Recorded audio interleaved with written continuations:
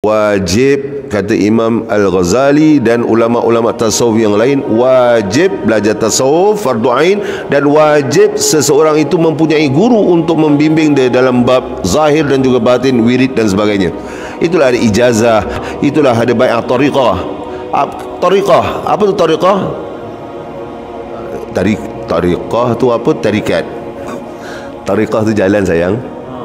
Orang-orang lama kita cakap baik-baik dengan tarikat, nanti terikat. Itu sebab cari guru yang salah. Nak cari guru betul, mengajak kita pada Allah, bukan guru Yahya. Cerita dulu, guru Yahya, ajaran sesat. Cari guru yang betul. Gurunya itu tidak boleh lari daripada Al-Quran dan As-Sunnah juga. Tidak boleh saya dapat perkhabaran daripada orang sebelah. Siapa orang sebelah? Kita tak nak nampak.